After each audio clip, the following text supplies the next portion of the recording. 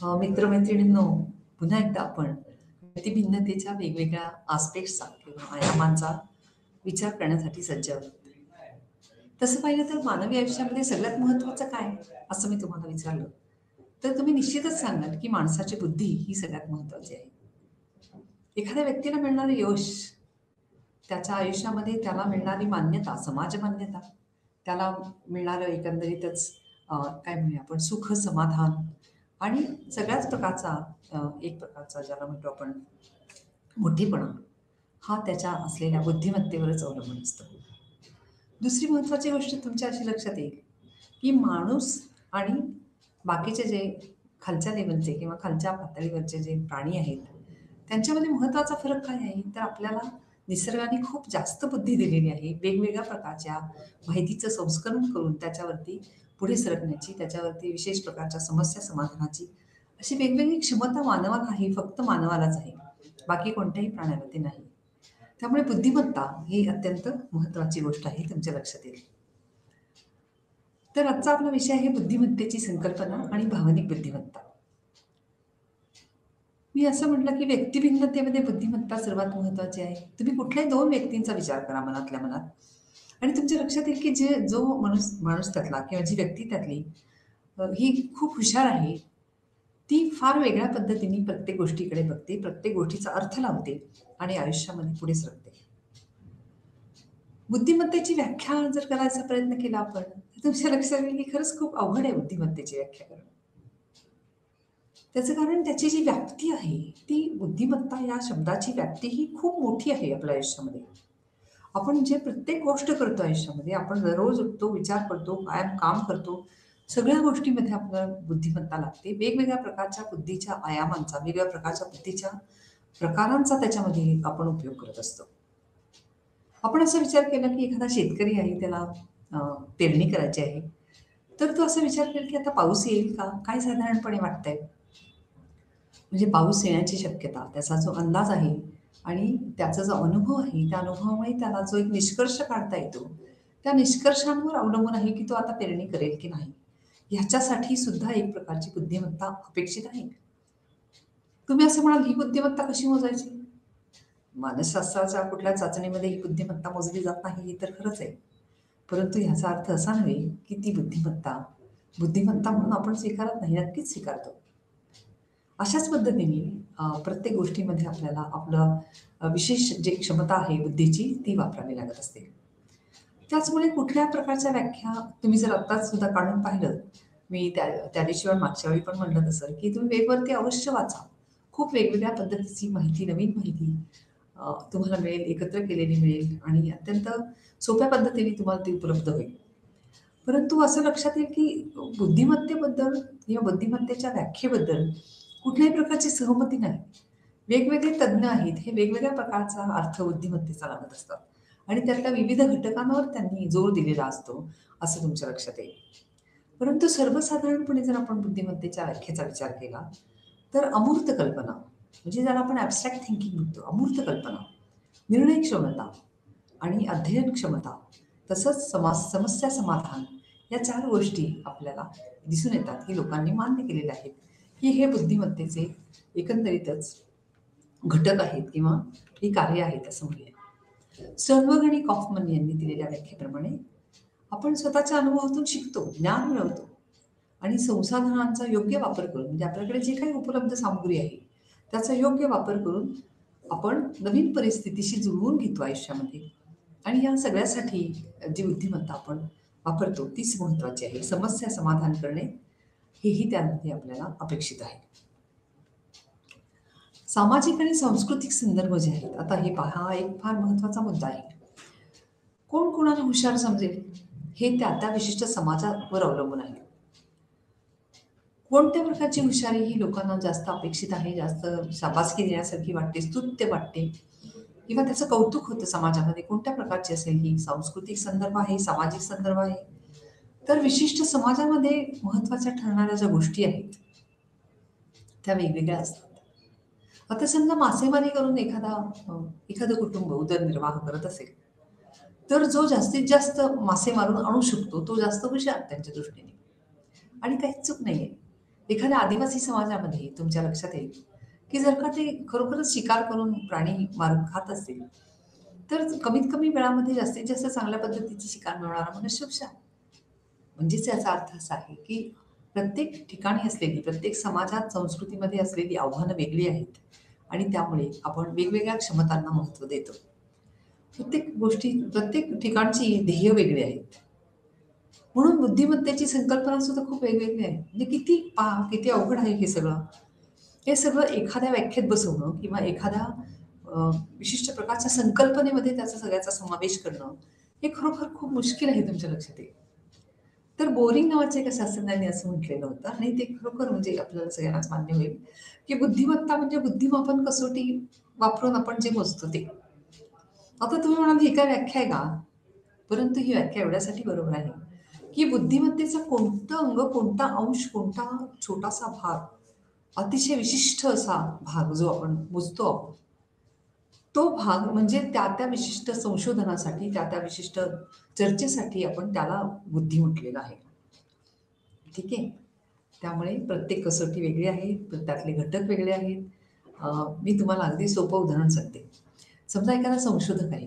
त्याला अ, शाब्दिक म्हणजे व्हर्बल इंटेलिजन्स आणि नॉन व्हर्बल इंटेलिजन्स. म्हणजे शाब्दिक बुद्धिमत्ता म्हणजे समजा मी शब्दकोडी दिली सोडवायला किंवा अ, प्रश्न दिले शाब्दिक असे सोडवायला. तर त्या प्रकारची एखादी चाचणी दिली.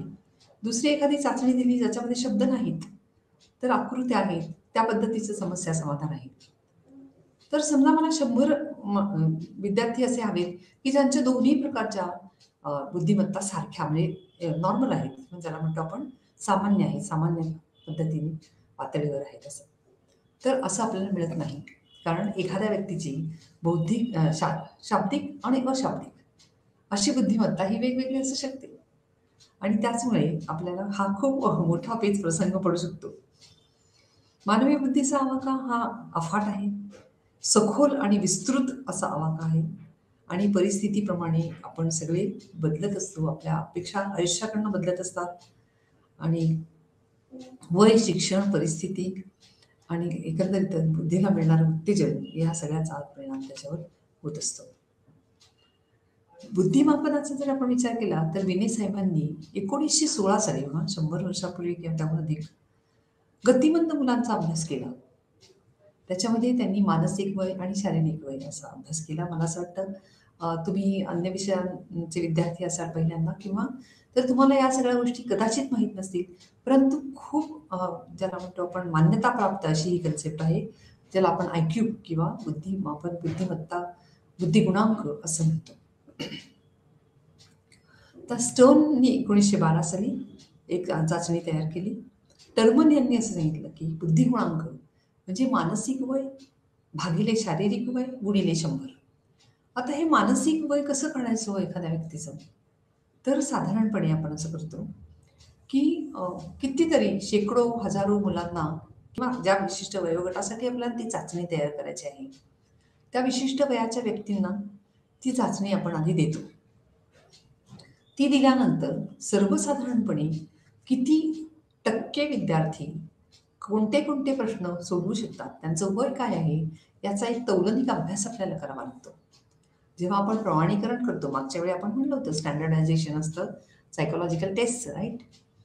तर मागच्या वेळी जसं म्हणलो होतो आपण तसं ते आपण शोधून काढतो, की जर जास्तीत जास्त व्यक्तींना अमुक इतके मार्क, इतके गुण असे मिळत असतील किंवा ह्या समस्या सोडवता येत असतील, तर त्याचा अर्थ ते सर्वसामान्यपणे सामान्य अ, काय म्हणूया आपण बुद्धिगुणांक असं म्हणता येईल. त्याला आपण मानसिक वय म्हणतो. म्हणजे जर 10 वर्षाचा मुलगा 10 वर्षाच्या इतर बऱ्याचशा सारखं संपादन करत असेल, तेवढे प्रश्न, तेवढ्या समस्या सोडवून तिथे थांबत असेल, तर त्याचं मानसिक वय आपण 10 असं धरतो. आणि शारीरिक वय जे काही त्याचं असेल आपलं, ते आपण धरतो. सर्वसाधारणपणे हे लक्षात घ्या, की शारीरिक वय हे असं म्हणजे समजा एखादा माणूस 40 वर्षाचा आहे, तर त्याचं 40 धरत नाही. तर आपण विशिष्ट प्रकारच्या म्हणजे समजा 16 वर्ष किंवा अशा पद्धतीने धरतो आणि ते आपण कॅल्क्युलेट करतो. आपण ते मोजतो त्या प्रमाणे. त्यानंतर आली डिव्हिएशन आयक्यूची कल्पना. त्याच्यामध्ये प्रमाणित बुद्धी गुणांक म्हणजे कसे, की एखाद्या विशिष्ट समूहातलं त्याचं स्थान, म्हणजे एखाद्या व्यक्तीला मिळालेले गुण आहेत, त्याच्यापेक्षा कमी किती लोकांना मिळाले, जास्त किती लोकांना मिळाले, असं आपण एक साधारणपणे बघतो आणि त्याचा अर्थ लावण्याचा प्रयत्न करतो. आता हा नॉर्मल प्रोबॅबिलिटी कर्व ज्याला म्हणतो आपण, सामान्य संभाव्यता वक्र, तुमच्या पुस्तकामध्ये असेलच ते. साधारणपणे त्याचा असा आकार असतो. हां. असा आकार असतो तर जास्तीत जास्त व्यक्ती हा मधल्या भागामध्ये येतात. त्यांची सामान्य बुद्धिमत्ता असते. कोणत्याही विशिष्ट आता समजा तुम्ही एखाद्या कॉलेजमध्ये गेलात, एखाद्या शाळेत गेलात, एखाद्या विशिष्ट गटामध्ये गेलात, आदिवासींमध्ये गेलात, कुठल्याही एखाद्या समूहामध्ये जर तुम्ही गेलात आणि सगळ्यांचं तुम्ही टेस्टिंग केलं, सगळ्यांना तुम्ही बुद्धिमापन कसोटी दिली, तर साधारणपणे त्यातले 68% लोक हे 85 ते 115 म्हणजे जर आपण 100 हा मध्यबिंदू किंवा मीन आपण समजला, तर 85 ते 115 म्हणजे मधला जो भाग आहे त्या संबंध वक्राचा, त्याच्यामध्ये 68% विद्यार्थी किंवा व्यक्ती असतील. त्यानंतर आणखी 15 इकडे आणि 15 इकडे जर आपण केलं, तर म्हणजे 130 पासून ते आपण 70 पर्यंत असं तर इकडे ते विस्तारलं आपण ते. तर आणखी 14% इकडे आणि 14% इकडे असे आपल्याला व्यक्ती सापडतात, आढळतात. आणि त्याच्या पलीकडे म्हणजे अतिशय कुशाग्र बुद्धिमत्ता असलेले फक्त 2% व्यक्ती आपल्याला सापडतील, ज्यांचे बुद्धी गुणांक 130 ते 145 असे असतील. आणि अगदी मंद बुद्धीचे असतील, त्यांचे बुद्धी गुणांक हे 55 ते 70 साधारणपणे असतील. म्हणजे तुमच्यापैकी ज्यांनी काही कारणाने किंवा जे सायन्स बॅकग्राऊंडचे आहेत किंवा काही कारणाने ज्यांनी ह्या सगळ्याचा अभ्यास केलेला आहे, त्यांना खूपच सोपं आहे समजायला. पण लक्षात घ्या, महत्त्वाची गोष्ट हीच आहे, की नॉर्मली कुठल्याही ग्रुपमध्ये ही जास्तीत जास्त लोकांची बुद्धिमत्ता ही त्या विशिष्ट मधल्या भागामध्ये आपल्याला आढळते. बुद्धिमत्ता कशावर अवलंबून असते असं जर विचारलं, तर ती 2 गोष्टींवर अवलंबून असते. एकतर आपल्याला आपल्या आई-वडिलांकडून मिळालेले जेनेटिक पूल म्हणजे ज्याला म्हणतो आपण अनुवंशिकता किंवा अनुवंशिक गुणधर्म आणि परिस्थिती. आता खरं म्हणजे तुम्ही असं म्हणाल परिस्थितीचं काय होणार? परंतु तसं नाही. परिस्थितीमध्ये आपण असं म्हणूया की 2 गोष्टींवर जर बुद्धिमत्ता अवलंबून आहे. त्यापैकी एक गोष्ट जी आहे, ही वंशदाय आहे. ही आपल्या हातात नाही. आपण ही बदलू शकत नाही कुठल्याही परिस्थितीमध्ये. ठीक आहे, आपण मागच्या वेळी पण असं म्हटलं होतं, की ते नाही आपण बदलू शकत.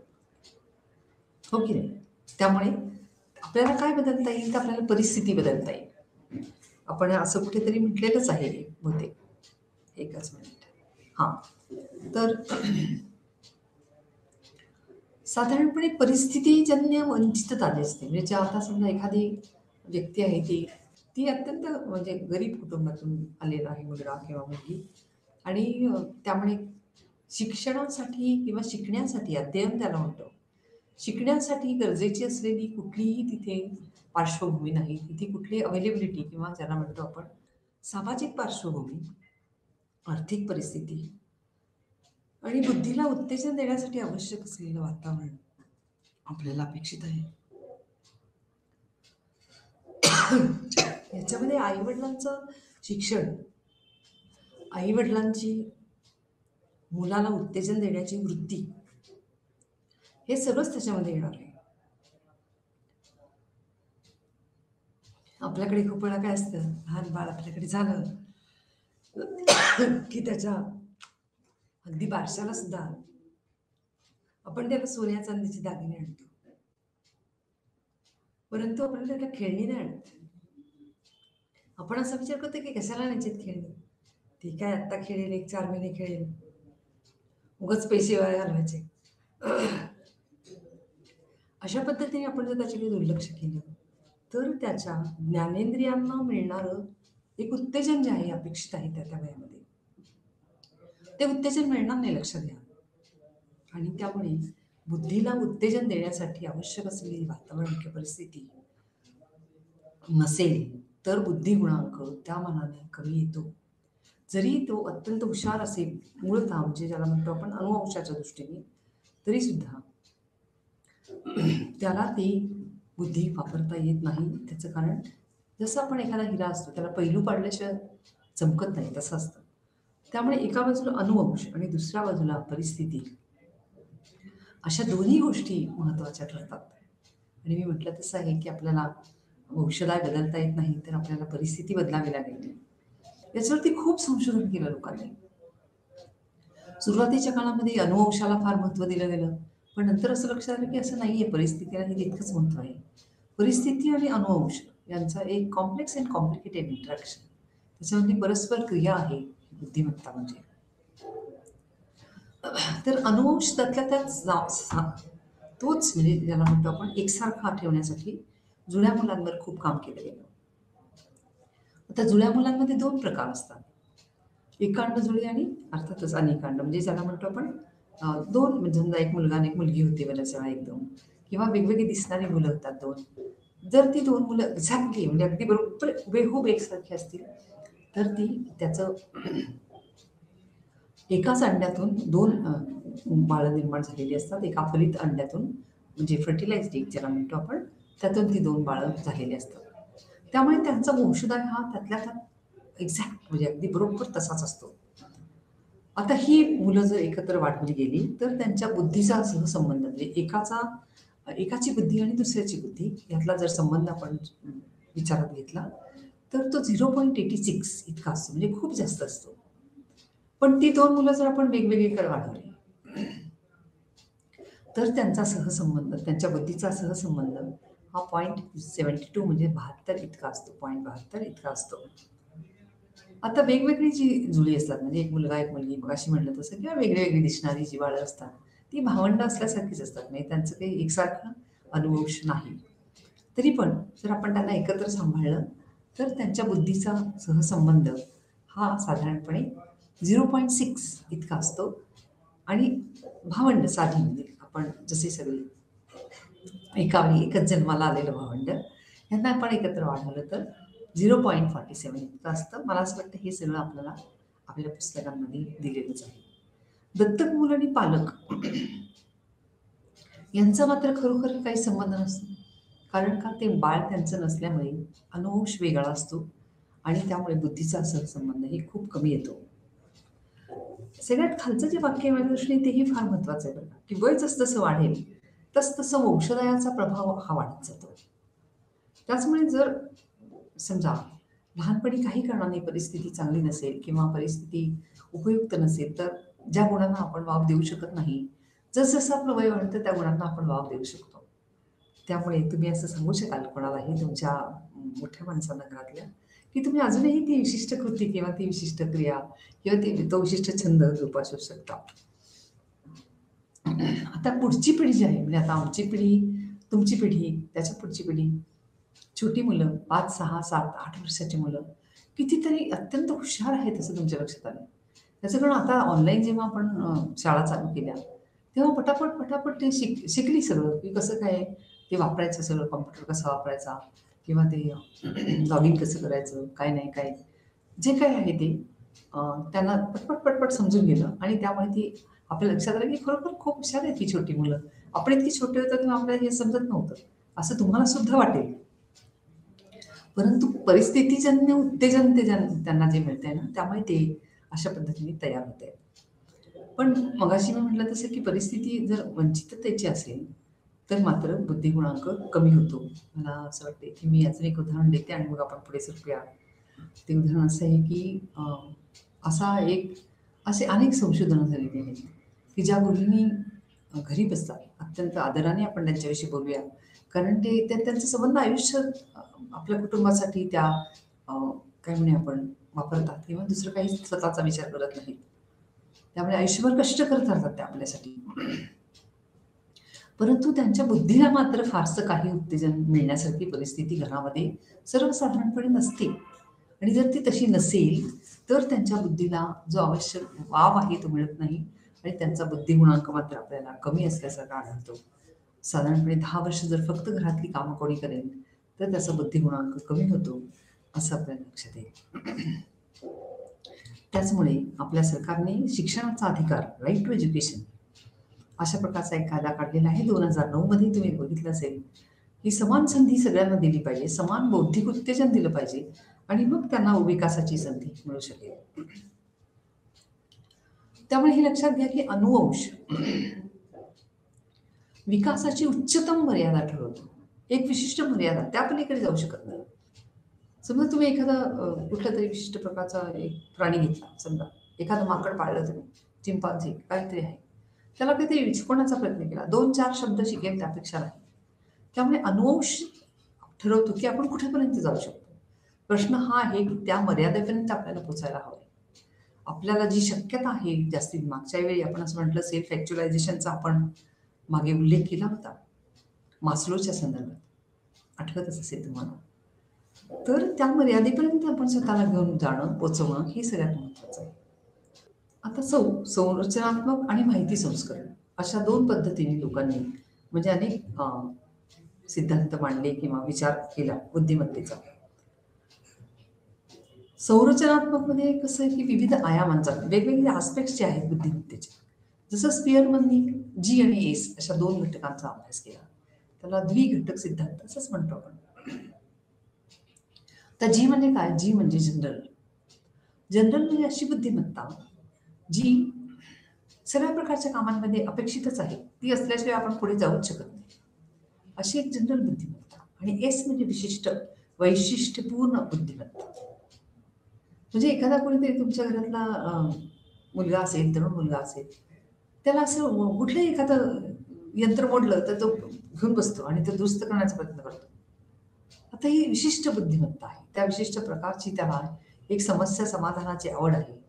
तर ही एस म्हणजे विशिष्ट, स्पेसिफिक.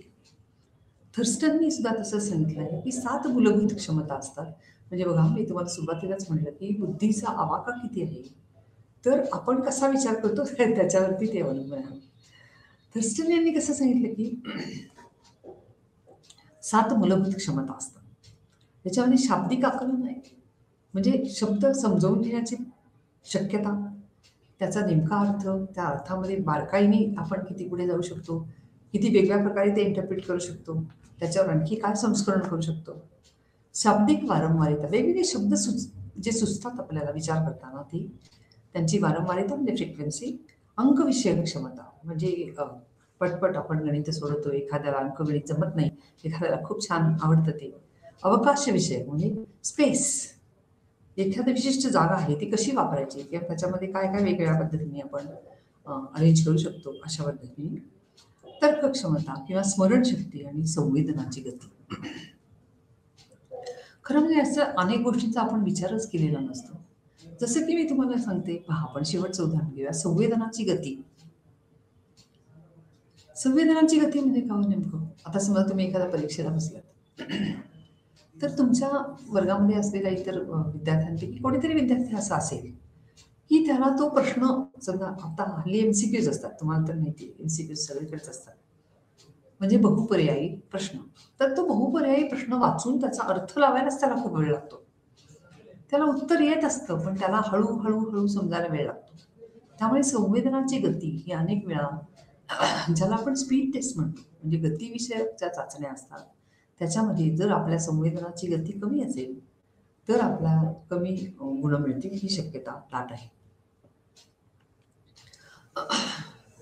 कॅटलने असं सांगितलं की फ्लुइड म्हणजे नवीन समस्या समाधान करण्यासाठी आवश्यक असलेली बुद्धिमत्ता, आणि क्रिस्टलाइज्ड म्हणजे आपल्या दीर्घकालीन स्मृतीमध्ये, ज्याला आपण लॉंग टर्म मेमरी म्हणतो. आपण लहानपणापासून जे जे काही शिकतो, जे जे काही आपण विचार करतो, जे जे काही अनुभवतो, त्या सगळ्यातून आपण काहीतरी साठवून ठेवलेलं असतं आपल्या मनामध्ये, आपल्या स्मृतीमध्ये, आणि ते ज्ञान वापरण्याची जी क्षमता असते त्याला ते क्रिस्टलाइज्ड असं म्हणतात. खूप काही वेगवेगळ्या प्रकारच्या याच्यामध्ये संकल्पना तुमच्या लक्षात येतील. त्या काय म्हणे आपण त्यांचा बारकाईने आपण विचार करूया. जेन्सन यांनी सांगितलं की पातळी 1 आणि पातळी 2. आता जेन्सन यांच्याबद्दल बोलण्याच्या आधी मी तुम्हाला असं सांगते, तुम्ही अभ्यास कसे करता हो? कदाचित दुसऱ्या कुठल्या तरी अभ्यासक्रमामध्ये तुम्हाला ह्या येऊन गेलेली असेल, मला कल्पना नाही. परंतु खूप वेळा आपल्याला एक विचित्र अशी सवय असते अभ्यास करण्याची, ती म्हणजे आपण पाठ करतो. मोठमोठ्या लोकांना असं विचारलं, तुम्ही कसा अभ्यास केला, तुम्ही विद्यार्थी होता तेव्हा, तर ते म्हणतात नाही, आम्ही पाठ करायचो, पुस्तकं पाठ करायचो. पण असं काही बरोबर नाही. आपण पाठांतर जेव्हा करतो ना, तर ते अत्यंत खालच्या पातळीची, खालच्या पातळीचा उपयोग असतो आपल्या बुद्धीचा, हे लक्षात घ्या मित्रांनो. अत्यंत खालच्या पातळीचा, म्हणजे अगदी खूप काहीतरी शिकलेली एम.डी.एम.एस बाई आहे आणि तिला जर का झाडून काढायचं काम तुम्ही दिलं तर कसं होईल? तशा पद्धतीने ते आपण आपल्या बुद्धीला वापरतो. पाठांतर करणं हा अभ्यासाचा अत्यंत वाईट आणि खालच्या प्रतीचा असा प्रकार आहे. आपल्याला काय करायला हवं आहे, आपण जे नवीन ज्ञान घेतो, आपण जे नवीन संकल्पना समजावून घेतो, त्या घेताना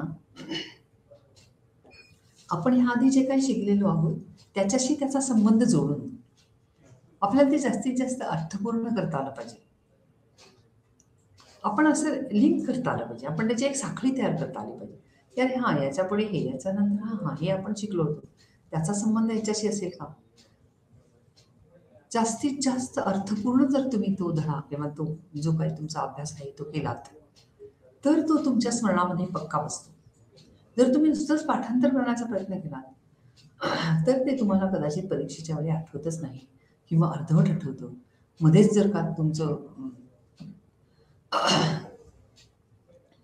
मध्येच जर का तुमचा विचार खंडित झाला, तर तुम्हाला पुढचं काहीच आठवत नाही वगैरे अशा प्रकारचे ते अत्यंत वाईट पद्धतीचे म्हणजे सर्वसाधारणपणे अनुभव सगळ्यांना येत असतात. तेव्हा इथून पुढे लक्षात ठेवा. अर्थातच ज्यांना याच्यामध्ये विशेष रस आहे त्यांनी अवश्य वाचावं. निमॉनिक डिव्हाइसेसबद्दल म्हणजे ज्याला आपण स्मरण आपलं स्मरण कसं सुधारता येईल याबद्दल नेहमी. तर ज्यांचं ज्यांनी सांगितली पातळी 1 म्हणजे काय असतं? पाठांतर, स्मरण आणि साहचर्य अध्ययन. आणि पातळी 2 म्हणजे काय आहे? बोधात्मक अध्ययन, अमूर्त विचार आणि चिन्ह विषयक म्हणजे सिम्बॉलिक अशा पद्धतीचा विचार. स्टर्नबर्ग यांनी सांगितलं 1945 साली, माहिती संस्करण म्हणजे इन्फॉर्मेशन प्रोसेसिंग. एखादी माहिती आपल्याला मिळाली, आपली ज्ञानेंद्रिय आपल्यावर सतत बंबार्डिंग करत असतात. खूप वेगवेगळ्या प्रकारची माहिती आपल्याला एका क्षणी कुठल्याही एका क्षणी जर आपण विचार केला, तर आपली सगळी ज्ञानेंद्रिय ही आपल्याला वेगवेगळ्या माहितीचा खजिना किंवा धबधबाच राहत असं आपल्या वरती आपल्या मेंदूवरती ओतत असतात. परंतु आपण त्या पद्धतीने त्यातली हवी ती माहिती घेऊन पुढे सरकतो. आपल्या ज्ञानार्जन करताना म्हणजे जे काही आपण ज्ञानार्जन करतो ते त्याचं जे प्रोसेस आहे, कार्य जे आहे आणि आपल्या बोधनिक प्रक्रियेची जाणीव. आपल्या बोधनिक प्रक्रियेची जाणीव म्हणजे काय? समजा एखादी विद्यार्थिनी अभ्यास करते, तर मला हे मी जे वाचलं मागच्या अर्ध्या तासापासून, ते मला समजलं की नाही? ते माझ्या लक्षात राहील का? ह्याला आपण मेटा कॉग्निशन असे शब्द आहेत. तर स्वतःबद्दलच्या बोधनिक प्रक्रियेची जाणीव ठेवणं हे अत्यंत महत्त्वाचं असतं. खूप वेळा आपण तुमच्या लक्षात येईल, की खूप वेळा असे काही विद्यार्थी असतात ना, त्यांना आपण विचारणार, "कसा गेला पेपर?" सोपा होता" म्हणतात. आणि जेव्हा निकाल लागतो तेव्हा असं लक्षात येतं आपल्या, की नाही सोपा नव्हता त्यांना गेलेला पेपर. तर अत्यंत कठीण गेलेला होता. पण त्यांना ते समजतच नाही, की आपल्याला कठीण गेला पेपर. स्वतःच्या बोधनिक क्षमता आणि त्या बोधनिक प्रक्रिया यांची यथार्थ जाणीव असणं गरजेचं असतं. गार्डनर यांनी सुद्धा 9 वेगवेगळ्या क्षमता सांगितल्या. अर्थातच हे सगळं तुमच्या पुस्तकात असल्यामुळे आपण प्रत्येक थेअरीबद्दल बारकाईने विचार करणं अवघड आहे. पण तरीसुद्धा त्याच्यामध्ये सामाजिक आहे, शारीरिक आहे आणि नाना प्रकारच्या क्षमता म्हणजे परस्पर संबंध आपण जे ठेवतो समाजामध्ये एकमेकांशी वागताना, ती कौशल्य आहेत. असं वेगवेगळ्या प्रकारच्या क्षमतांचा विचार लोकांनी केलेला आहे. दास यांची जी थेअरी आहे, तिचं नाव आहे पास थेअरी, PASS पास. तर ही एकच अशी थेअरी आहे दास यांची, की ज्याच्यामध्ये मेंदूची कार्य आणि प्रत्यक्षात आपण जे बौद्धिक कार्य करतो ते यांची एक सांगड घालण्याचा त्यांनी प्रयत्न केलेला आहे. त्यामुळे ती मेंदूची कार्य म्हणजे कशी मी तुम्हाला काही उदाहरणं देऊ शकते. जसं की विशिष्ट भाग आहे मेंदूचा. ब्रेन स्टेम आहे, मस्तिष्क स्तंभ असं म्हणतो आपण त्याला. तर त्याच्यामध्ये काय आहे की अवधानाचे उत्तेजन म्हणजे ज्याला आपण अवधान केंद्रित करण्याची क्षमता किंवा अवधान आपल्याला अमुक ठिकाणी आपल्याला लक्ष द्यायचं आहे अशी एक जाणीव जी निर्माण होते ती कुठून होते? ब्रेन स्टेम आणि सेरेब्रल कॉर्टेक्स याच्यामध्ये. तसंच आपण जर असं म्हटलं की बाबा प्रीफ्रंटल लोबचं काम काय आहे, तर एखादी योजना आखणे आणि त्याच्यामुळे स्वतःच्या क्रियांवर लक्ष ठेवणे म्हणजे ती योजना आखली आहे त्याप्रमाणे आपण काम करतो आहोत की नाही आणि बौद्धिक संरचना तयार करणे. खरं म्हणजे काय म्हणजे एखाद्या क्रमिक गोष्टींचा अभ्यास म्हणजे ए पासून झेड पर्यंत वगैरे वगैरे म्हणजे त्यांनी वेगवेगळ्या अशा मेंदूच्या विशिष्ट भागांचा संबंध हा बौद्धिक कार्यांशी जोडलेला आहे आणि ही विशेष वैशिष्ट्यपूर्ण आहे हे. परंतु ज्यांना त्या विशिष्ट मेंदूच्या भागामध्ये काहीतरी समस्या असते, काहीतरी अडचण असते, काहीतरी आजार असतो, काहीतरी क्षतिग्रस्त झालेला असतो मेंदूचा तो भाग, तर त्या ठिकाणी मात्र त्या विशिष्ट व्यक्तींना वेगवेगळ्या प्रश्नांना, समस्यांना तोंड द्यायला लागतं. म्हणजे अध्ययन अक्षमता असेल, लर्निंग डिसेबिलिटी ज्याला म्हणतो आपण, ही काही लोकांना वाचताना, लिहिताना प्रॉब्लेम प्रश्न विविध विचित्र प्रकारचे प्रश्न निर्माण होतात. अशा वेगवेगळ्या गोष्टींचा संदर्भ आपण दासच्या थेअरीबद्दल लावू शकतो. अजून थोड्या वेळाने आपण पुन्हा काही प्रकारचं मापनामध्ये पुन्हा यातल्या काही लोकांचा संदर्भ येईलच. भावनिक बुद्धिमत्तेचं तर फारच खरोखर इतकं अत्यंत तुम्हाला आवडेल अशा पद्धतीची ही संकल्पना आहे. अनेक शास्त्रज्ञांनी असं म्हटलेलं आहे की रोजच्या आयुष्यामध्ये आपल्याला जे यश मिळतं ना, त्यातलं फक्त 25% यश हे आपल्या बौद्धिक क्षमतेमुळे मिळतं आणि बाकीचं 75% यश मिळवण्यामध्ये भावनिक बुद्धिमत्तेचा फार मोठा वाटा असतो. आता पहा म्हणजे समजा एखादा मुलगा नोकरीला लागला किंवा असं म्हणून 2 मुलं नोकरीला लागली. त्यापैकी एकाची भावनिक बुद्धिमत्ता चांगली आहे, दुसऱ्याची नाही आहे. तर ज्याची चांगली नाही तो इतरांशी पटवून घेणार नाही. काहीतरी विसंवाद निर्माण होईल, त्याचा तो नकोसा होईल लोकांना, भांडण करेल, आपल्याच पद्धतीने वागायचा प्रयत्न करेल. परंतु ज्याची भावनिक बुद्धिमत्ता चांगली आहे, तो स्वतःच्या भावना ओळखेल, की मला का राग येतोय या माणसाचा? त्या माणसाचा मला राग येतोय, माझाही त्याला कदाचित राग येतोय. म्हणजे आपल्या भावना समजावून घेणं, दुसऱ्यांच्याही भावना समजावून घेणं आणि त्याच्यातून एक प्रकारचे विश्लेषण करून ते एक समजूत निर्माण करणं, याच्यामध्ये अपेक्षित आहे भावनिक बुद्धिमत्तेमध्ये. म्हणजे स्वजाणीव पहा तुम्ही आता खाली जर बघाल त्याच्यामध्ये, तर सलोवी आणि मायर किंवा गोल्डमन यांनी दिलेलं आहे. स्वजाणीव, स्वनियमन, सह-अनुभूती म्हणजे सर्वसाधारणपणे आपण ज्याला इंग्लिशमध्ये एम्पॅथी असं म्हणतो. का बरं त्या माणसाला माझा राग आला असेल? असा विचार आपण क्षणभर तरी करतो का कधी? जेव्हा आपल्याला समजा कोणाचा तरी खूप राग आला, तर आपण असा विचारच करत नाही, की मला त्याचा राग आला बरोबर आहे, पण त्यालाही कदाचित माझा राग आला असेल.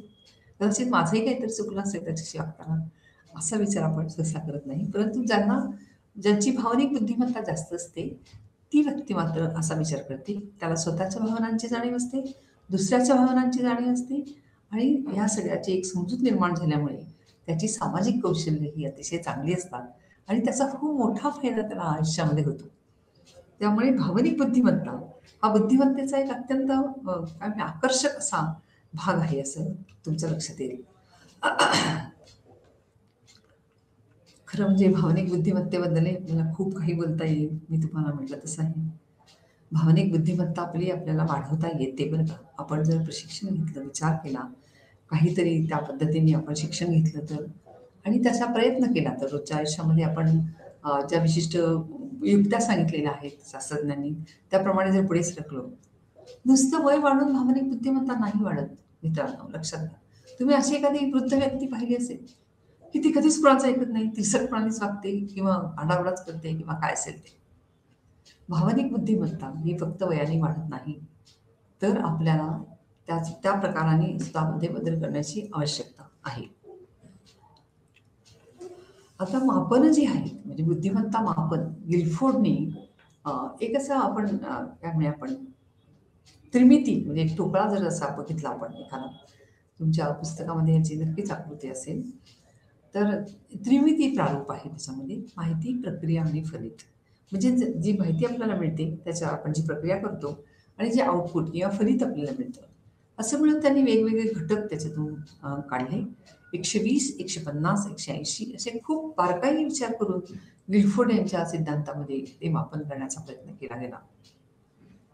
पियाजे नावाचा जो शास्त्रज्ञ होता, त्याने लहान मुलांच्या बुद्धिमत्तेचा विकास कसा होतो, त्याचे टप्पे कोणकोणते आहेत याचा विचार केला.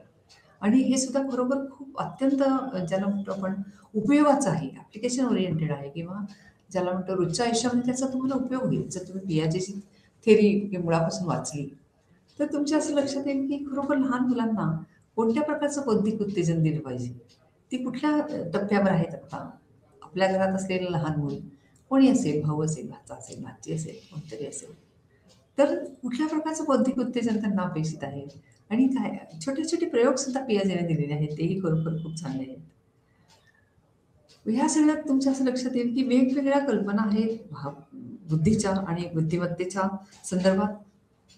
भारतीय संकल्पना काय आहे बरं बुद्धिमत्तेची? ह्याच्याबद्दल श्रीनिवास आणि मिश्रा यांनी पण एक छानसा म्हणजे काय म्हणूया रिसर्च केलेला आहे, संशोधन केलेलं आहे.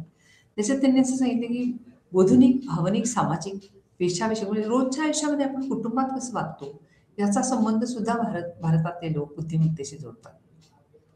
तो बेजबाबदारपणाने वागतो, घरातलं ऐकत नाही, काही जबाबदारी घेत नाही, काही काम करत नाही वगैरे. ह्याचा सगळ्याचा संबंध बुद्धिमत्तेशी जोडला जातो भारतामध्ये. कदाचित इतरत्र तो जोडला जात नसेल. अमेरिकेसारख्या देशामध्ये फक्त अमूर्त संकल्पना म्हणजे ज्याला आपण एक एक ज्याला म्हणतो आपण अ, रोजच्या अभ्यासासाठी आपल्याला ज्या लागणाऱ्या गोष्टी आहेत त्यांना जास्त महत्त्व दिलं गेलेलं आहे. परंतु आपल्याकडे भारतामध्ये मात्र तसं नाही. बुद्धिमत्तेच्या मापनामध्ये 1837 साली बघा म्हणजे किती जुनं झालं ते. सेंग्विन यांनी बुद्धिमत्त्वासाठी एक काम केलं. म्हणजे पुष्कळ संशोधन केलं. हा हा जो प्रकार आहे म्हणजे ही जी मापन पद्धती आहे ना, ती आज सुद्धा वापरली जाते. हेच त्यांचं यश आहे. तुम्ही कदाचित बाजारामध्ये असं पाहिलं सुद्धा असेल, अशी खेळणी सुद्धा मिळतात बाजारामध्ये लहान मुलांची. एक असा साधारणपणे चौकोनी बोर्ड असतो. त्याच्यामध्ये असं खाचा केलेल्या असतात. त्याच्यामध्ये चौकोन आहे, गोल आहे, ठोकळे असतात आणि त्या ठोकळ्यांसाठी बसवायला अशी जागा असते. तर ते ठोकळे म्हणजे चौकोन, गोल, त्रिकोण, षटकोन किंवा आणखी बेरजेचं चिन्ह वाचलेला ठोकळा वगैरे अशा स्वरूपाचं. आणि आपण ते सगळे काढून बाजूला ठेवायचे आणि वेळ मोजायचा. ही स्पीड टेस्ट आहे. वेळ मोजायचा. 3 वर्षापासून सुद्धा आपण लहान मुलांची बुद्धिमापनाची कसोटी घेऊ शकतो. तो वेळ अत्यंत बारकाईने मोजायचा. त्या मुलाला सांगायचं की हे जे ठोकळे बाहेर काढून ठेवलेले आहेत ना, हे त्यांच्या त्यांच्या जागेवर ठेव. त्याच्यामध्ये आपल्याला वाटतं हे किती सोपं काम आहे. असं नाही बरं का, सोपं काम नाहीये ते. त्याचं कारण आहे त्याच्यामध्ये काय पाहिजे, एक तर त्याला समजलं पाहिजे, त्या वेगवेगळ्या आकारांचा त्याला उलगडा झाला पाहिजे. आय हँड कोऑर्डिनेशन पाहिजे. म्हणजे डोळ्यांनी जे बघतोय त्याचं मेंदूमध्ये आकलन होऊन त्यांनी हाताला मेंदूनी तसं सांगितलं पाहिजे, की "अरे हा ठोकळा इथे ठेव." आणि हे सगळं त्याचं नॉर्मल आहे की नाही, सामान्य पद्धतीने सगळं चालतंय की नाही, हे इतक्या छोट्याशा चाचणीतनं सुद्धा आपल्याला दिसून येतं. त्यामुळे बघा तुम्ही एखाद्या वेळी तुम्हाला की ती खरोखर मी तुम्हाला परत एकदा म्हणेन, की तुम्हाला सहजपणाने उपलब्ध आहे. तर तुम्ही वेबवर टाकून बघा हे सगळं आणि कदाचित तुम्हाला त्याच्यातून आणखीन काहीतरी जास्त काय म्हणूया आपण आवडेल अशा पद्धतीची माहिती मिळेल. बिने यांनी 1905 साली अ, हा हा सगळा बुद्धिमापनाचा प्रयत्न केला. निर्णय, समज आणि तर्क अशा पद्धतीने. तर 3 वर्षापासून 16 वर्षापर्यंत बुद्धिगुणांक म्हणजे mental age upon chronological age. Terman यांनी मात्र नंतर सांगितलं, की त्याला 100 नी आपण म्हणूया, म्हणजे त्याचा एक पूर्ण अ, आकडा तयार होईल. तर वेगवेगळ्या कसोट्या असतात बुद्धिमापनाच्या. कसोट्या कोणत्या-कोणत्या प्रकारच्या असतात? एका वेळी एकाच व्यक्तीला देता येईल अशी कसोटी. एका वेळी अनेक व्यक्तींना देता येईल अशी कसोटी. काही शाब्दिक आहेत, मगाशी आपण म्हणलो तर काही शाब्दिक आहेत, काही अशाब्दिक आहेत. काही कृतीपूर्ण आहेत, म्हणजे पहा काही ठोकळे आहेत, जसं आत्ता आपण म्हटलं लहान मुलांचे ठोकळे बसवायचं. हे काय परफॉर्मन्स टेस्ट आहे, कृतीपूर्ण चाचणी आहे. होय की नाही? त्यामुळे असे वेगवेगळ्या प्रकारचे आहेत आणि त्यांचे उपयोगही वेगवेगळ्या प्रकाराने आपण करून घेतो. अर्थात एक लक्षात घ्या, की जर विशेषतः मला असं वाटतं लहान मुलांच्या बाबतीत तुम्हाला काहीतरी सांगणं मला गरजेचं वाटतं, की अगदी छोट्या बाळांचं म्हणजे किती 1, 2, 4, 10 दिवसाच्या बाळांचं सुद्धा आपण काय म्हणूया टेस्टिंग करतो म्हणजे त्याला आपण मूल्यमापन करतो, की त्यांचे सगळे ज्ञानेंद्रिय व्यवस्थित चालतात की नाही किंवा त्यांना एकंदरीतच परिस्थितीचं भान किती आहे, याला आपण म्हणतो इन्फंट टेस्टिंग. आणि अशा प्रकारचं इन्फंट टेस्टिंग हे आपल्या इथे सुद्धा चालतं आणि मुख्य म्हणजे अ, प्रमिला फाटक यांनी त्याचं इंडियन किंवा भारतीय हे पण केलेलं आहे तयार. संबंध प्रमाणीकरण केलेलं आहे आणि ह्या पद्धतीने जर आपण गेलो तर निश्चितपणे काही प्रकारच्या समस्यांचा उलगडा हा लवकर होईल त्या मुलाच्या बाबतीत आणि जर त्याला विशिष्ट प्रकारची अडचण असेल, समस्या असेल, तर त्याच्यावरती लवकर उपाय आपण करू शकू. हा उपाय वैद्यकीय असेल आणि मानसशास्त्रीय पण असेल. समूह चाचण्या जे काही फायदे असतात आणि काही तोटे असतात. समूह चाचण्यांचं साधारणपणे काय होतं, की खूप लोकांना आपण एकदम देऊ शकतो, बरोबर आहे. पण कधी-कधी आपण दिलेल्या सूचना त्यांना नीट कळत नाहीत. इकडचं तिकडचं बघून लिहितात, काहीतरी लक्ष देत नाहीत. They are not motivated to do it. त्यांच्या असं म्हणजे काहीतरी करायचं म्हणून करतात वगैरे. मी मगाशी असं म्हटलं की छोट्या मुलांचं पण आपण टेस्टिंग करू शकतो, पण त्याही बाबतीत हेच खरं आहे की एकतर तुम्ही त्या बाळाला नवीन असतात. समजा एक 2-3 वर्षाचं मूल तुमच्या समोर आहे. त्याचं आपल्याला टेस्टिंग करायचं, आपण त्याला एक बाहुली देतो, विचारतो हात कुठे, पाय कुठे, जे काय असेल ते. जे काय वेगवेगळे त्याच्यामध्ये आपण केलेले आहेत समस्या समाधानाचे प्रश्न, ते आपण त्याला विचारतो.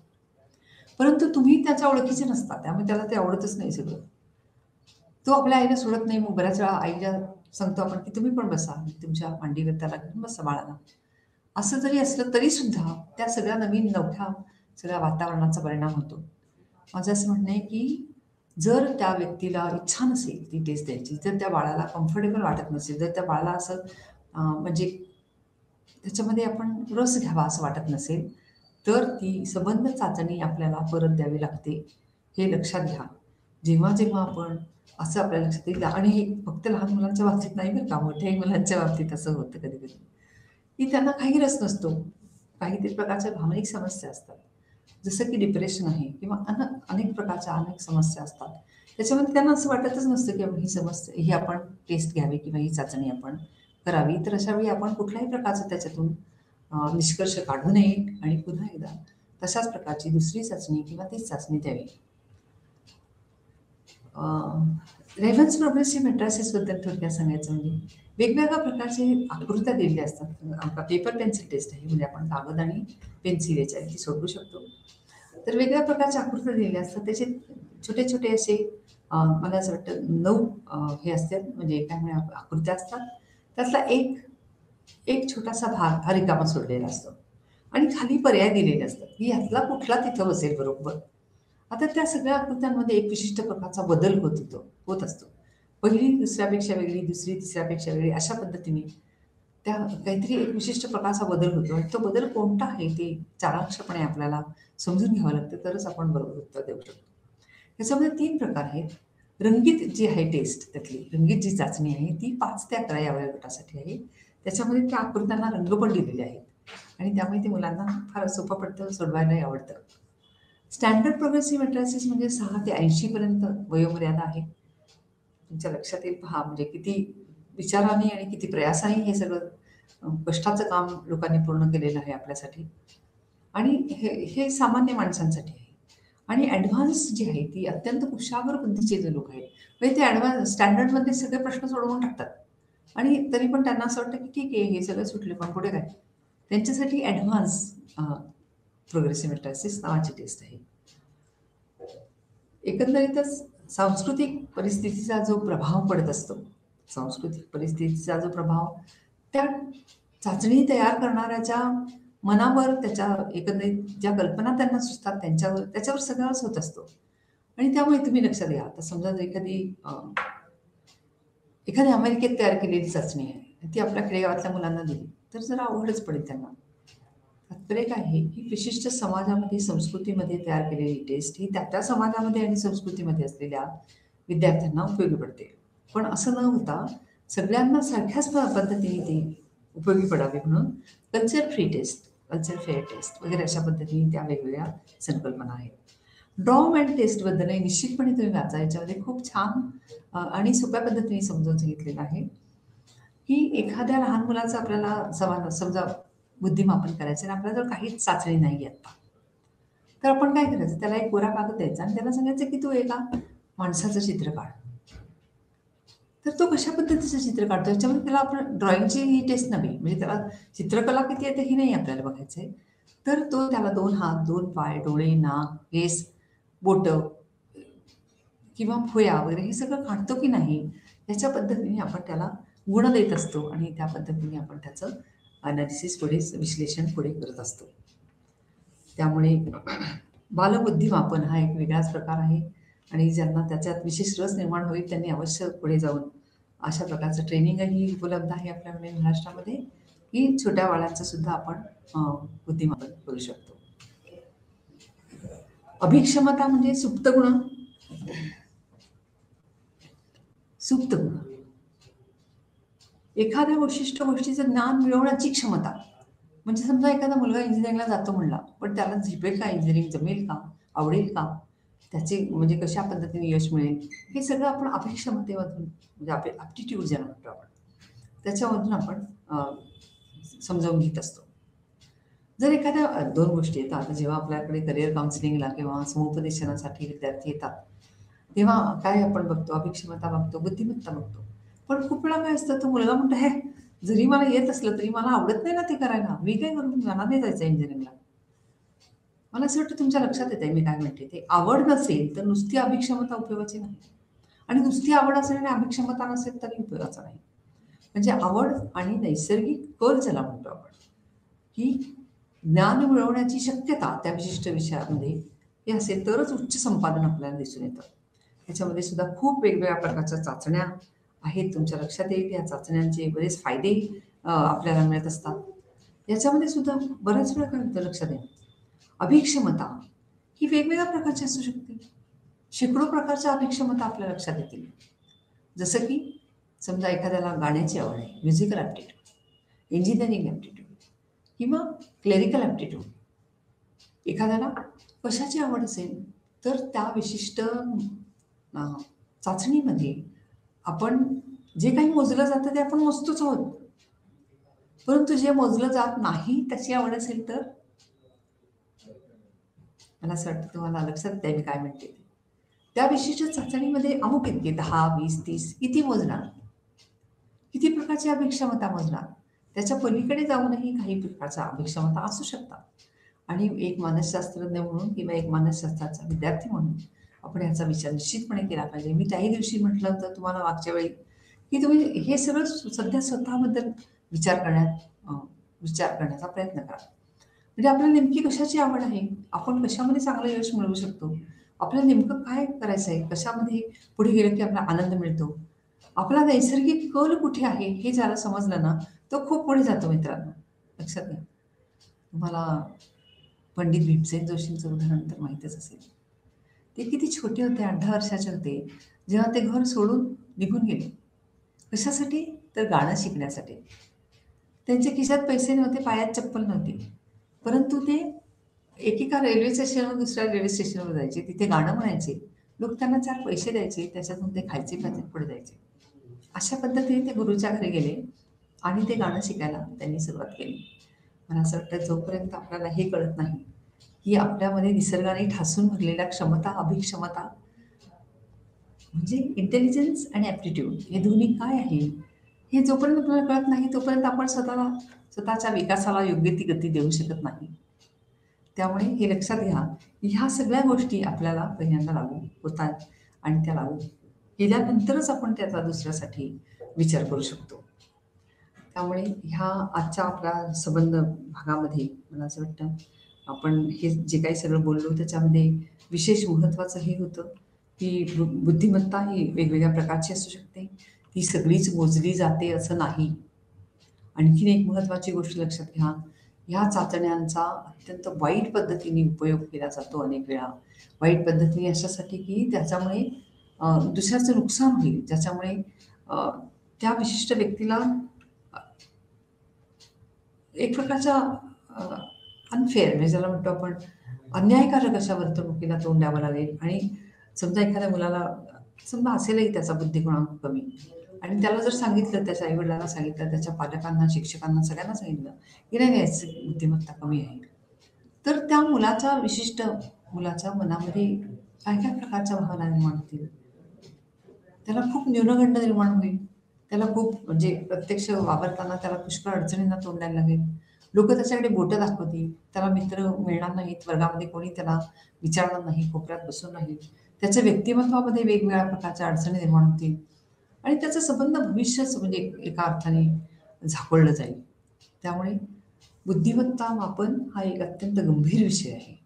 बुद्धिमत्ता मापन आणि त्याचे निष्कर्ष सुद्धा लिहिताना आम्ही अनेक वेळा असं म्हणतो, की निष्कर्ष लिहिताना सुद्धा त्याचा विचार आपण केला पाहिजे, की ठीक आहे मला एक चाचणी मिळाली, ती मला B1 फुकट मिळाली म्हणून मी कोणालाही दिली काहीतरी त्याच्यावरनं निष्कर्ष काढले, असं नाही करता येत. तर ते निष्कर्ष लिहिताना सुद्धा आपल्याला असे लिहिले पाहिजेत, की एक आपण त्याला एक काय म्हणूया आपण रेंज ज्याला आपण म्हणतो आपण, की इथपासून इथपर्यंत अशी रेंज म्हणजे साधारणपणे सामान्य बुद्धिमत्ता आहे. जरी सामान्याच्या अगदी खालच्या लेव्हलला असेल तरी सुद्धा अनेक वेळा असं असतं की प्रेरणा जर म्हणजे मोटिवेशन ज्याला म्हणतो, प्रेरणा आहे, परिस्थितीमध्ये झालेला बदल आहे, त्या विशिष्ट व्यक्तीची समजूत वाढते. काही कारणांनी त्याच्यावरती परिस्थितीजन्य आणखी काहीतरी दडपण येतं किंवा काहीतरी फॅसिलिटीज किंवा फायदे मिळत असतात. असा सगळ्याचा परिणाम म्हणून त्याचा एकंदरीतच बौद्धिक अ, यश हे त्याचं अवलंबून असतं.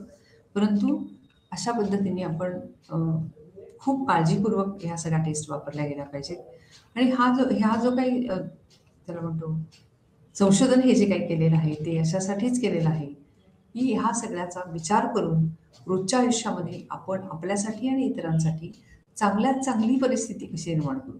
मला असं वाटतं ह्या म्हणजे तुमच्या पिढीला तर खूप जास्त वेगवेगळ्या प्रकारच्या आव्हानांना तोंड द्यायला लागतंय आणि मन विचलित होईल अशा बऱ्याच गोष्टी उपलब्ध आहेत तुम्हाला साधारणपणे हे लक्षात येतच आहे.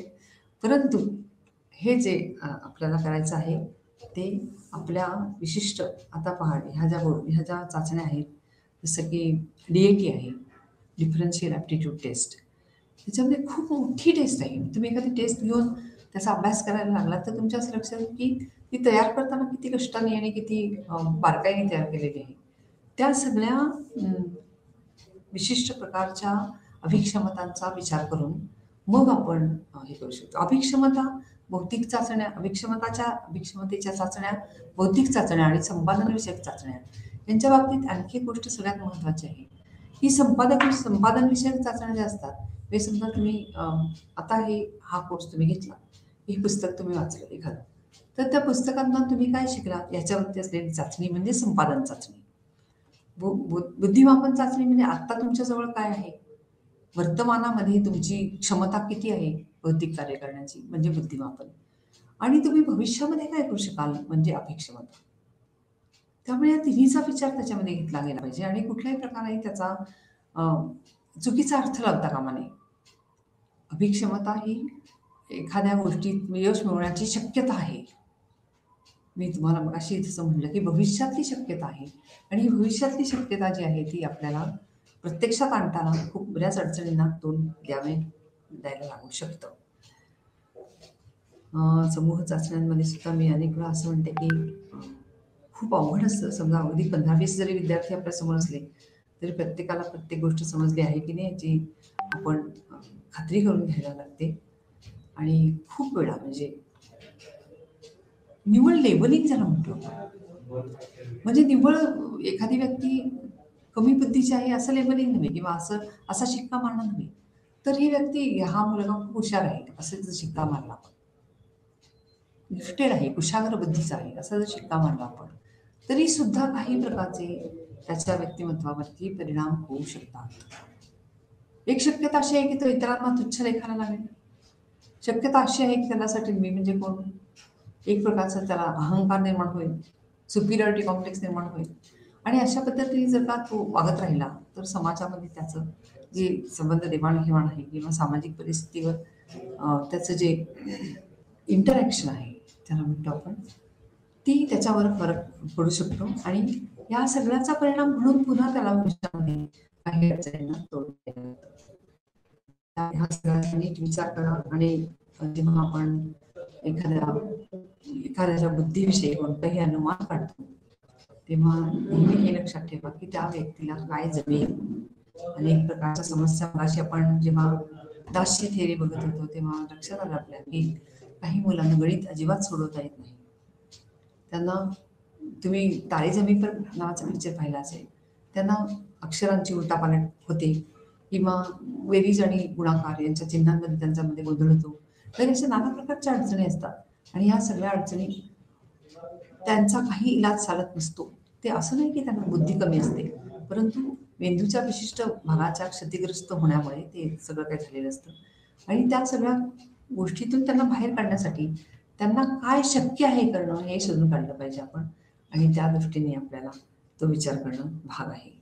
मला असं वाटतं की आपल्याला कदाचित एखादाच मिनिटं राहिलेला आहे. पण हा विषय खूप मोठा आहे मित्रांनो. लक्षात घ्या आणि ह्या काय म्हणूया आपण बुद्धिमापनाच्या अत्यंत महत्त्वाच्या अशा अ, विषयाकडे आपण खूप बारकाईने लक्ष दिलं पाहिजे. आपण पुष्कळच त्याच्यामधून आता ह्या ज्या जी आता जे-आर-ई सारखी टेस्ट आहे. अनेक लोकं तुमच्यापैकी सुद्धा देऊ इच्छित असतील. GATB पण खूप वापरली जाते. म्हणजे सगळीकडे ह्या ज्या चाचण्या, त्याच्या उपचाचण्या आणि त्यांचे उपयोग हे जे काही आहेत ते आपल्याला निश्चितपणे उपयोगाचे ठरतात.